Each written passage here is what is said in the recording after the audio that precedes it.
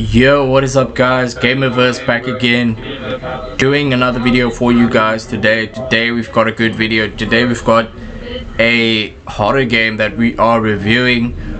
This game did come out a while ago though. It came out 2022, so 2 years ago now. So is it worth playing in 2024 where there's so much horror games on the menu to play?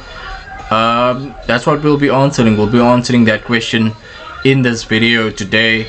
I'm gonna give you guys some tips. I'm gonna give you guys some advice on why the game should be played in 2024 if you haven't played it yet, or if you did play it and are thinking of getting back to playing it. Thank you for clicking on this video. Thank you for taking the time to chill out with me and check out why this game is the game it is and if you should play it. As you know, we always have topics that we jump into, and at the end of the video I'll give you guys my verdict as to why the game should be played and what I think of the game ultimately. Okay, first topic, let's talk about the graphics and performance. So visual quality on different settings of the game will obviously vary depending on what GPU you have, obviously what GPU you're using. I've got a GTX Ti, so it's a mid-range GPU, but I was still able to play the game on max settings and everything, and I got up to like 60 to 50 frames per second, which actually surprised me because the game is it is very graphically intensive, and it looks very stunning in certain locations of the game. Actually, the entire game looks stunning. Like, the visuals of the game look amazing, and I can't believe the game came out in 2022 because it looks like a 2024 game in my opinion. It looks like a RTX type of thing, but unfortunately I wasn't able to use ray tracing because I only have a GTX card. But like I said, depends on what graphics card you have, but the graphics is amazing. I didn't experience any like performance bugs or anything. One thing about the game is it does load a lot, and I don't mean it loads long. It doesn't load long particularly, but it does load a lot. So in between the game you will be seeing a black screen a lot. That's what I'm saying. So that's the only thing that kind of put me off about the performance. Other than that, the game performs really well on my PC, and I'm sure it will perform very well for you depending on the rig that you're using. That's it for graphics, guys. Next, let's talk about the story and the gameplay mechanics. I'll give you guys a breakdown on the story strength, the pacing of the game, especially for those interested in these types of horror games, like narrative driven. As you guys know, this game is developed by Supermassive, the people who made Until Dawn and the Dark Pictures anthology games, I think. And it's choice based. As you know, all of your choices has the impact on the game and how it's played, how many choices you make, how the characters develop, and the dialogue choices that appears will impact the immersion of the game as well. So the story is very eerie, but at the end of the game you realize that, or while you are playing the game, you realize that it's not what it seems. So you are playing with these camp counselors, right? And the summer camp has ended, and now you are there, but you are actually stuck in the camp, and you figure out there are these crazy people hanging around, and there's these crazy monsters hunting you, and you have to figure out a way to keep everyone alive, and what decision you make can change what and whatever. As you guys know how these story narrative driven horror games work by now, you know you have to make the right decisions.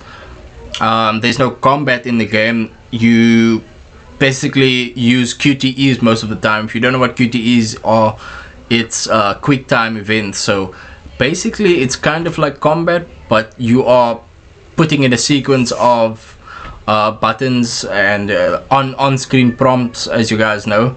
So that's basically the gameplay mechanics. You walk around, you look around for stuff, certain things in the environment, and then you then you use QTEs. QTEs happen a lot.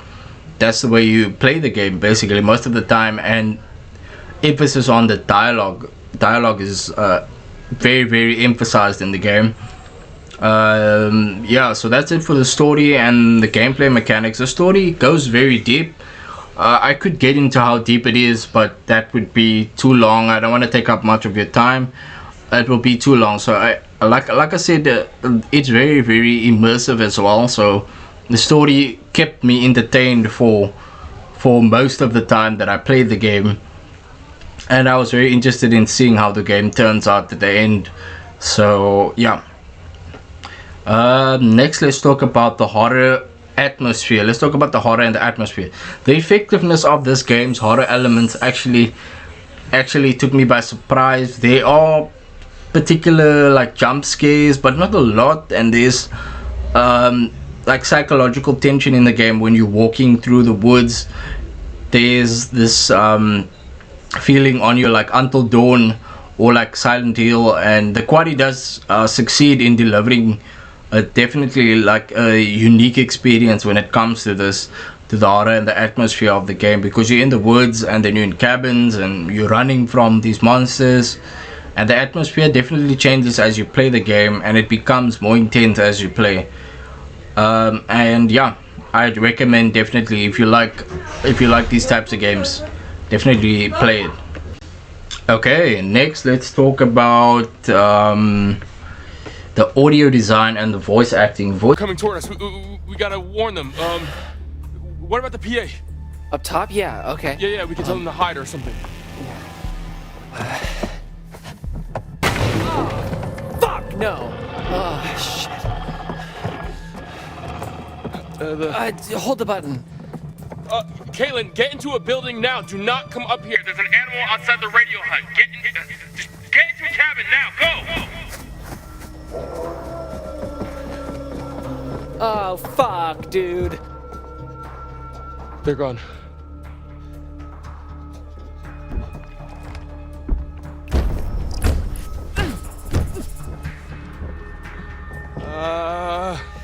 Well, we gotta do something, come on.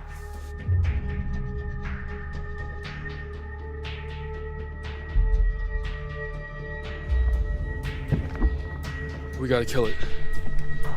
It's not. Voice acting in this game, the quality for me was actually really good.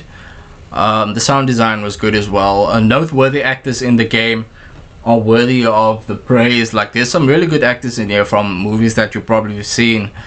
Brenda Song is in here. We've got Lynn Shay, the old lady that's always in these horror movies, as you guys know, like what's this horror movie's name? Insidious. She's in here as well, but her time is quite short in the game. Like, you don't see much of her, but she's in here as well. And then you got Jason Shupley. Is it Jason Shupley or Ethan? Sorry, Ethan Shupley. Ethan Shupley is in here as well, and you get to see what he's kind of like a redneck in the woods type of thing. And the audio design does work really well. Like, the soundtrack that you hear, it contributes to the atmosphere a lot, and the quality of the voice acting, like I said, is good. Keeps you interested in the story, and there's a little bit of like laughs in there. They throw in some laughs. It can be funny sometimes, but not all of the time, to be honest with you. Sometimes it's a little bit cringe, and sometimes you just gotta like take a step back and see what works in the game. Okay, and next let's talk about replayability. The game, I think the game has more than I think it's like 10 endings, but it is a lot, and definitely I would recommend playing the game more than once. I played the game twice, and I got 2 different endings when I played it. The first time I got the ending where a lot of the people in the game actually died, and then when I played it the second time, I got only like one person got killed. So there was an improvement, and there is a difference in the story, but overall they say there are 186 ending variations. So I just looked it up. Sorry, but they have like 186 ending variations in the game, and I guess really, guys, that is a lot if you think about it. But like I said, it's variations. It's not a complete different ending, so it's just slight changes. I don't think you would want to play the game 186 times. So I mean, that's just crazy. But if you're willing to do that, like do a YouTube video over that, maybe it will go viral. But yeah, anyways, that was replayability. Next, let's talk about our last topic, would be the verdict. So I'll give you guys a verdict as to what I think overall about the game and why I would recommend it. Yeah, so in my opinion, it is a great horror game.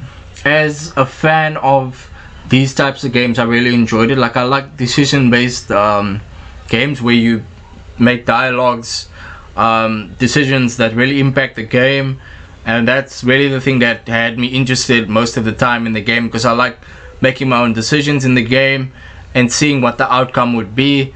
But sometimes you just have to kick back with a game like this and enjoy a nice like cinematic experience, because that's what this is basically. It's a horror cinematic experience, and I would definitely recommend it to all horror fans out there and all fans of the decision based genre games. Yeah, so that would be it for this video, guys. Thanks so much for watching. If you enjoyed the video, please leave a like on this video, and if you have something to tell me, just drop it in the comments below. Subscribe to my channel for more awesome content like this. I do a lot of video game reviews. You can check it out on my channel. Thank you so much, guys. See you guys in the next video.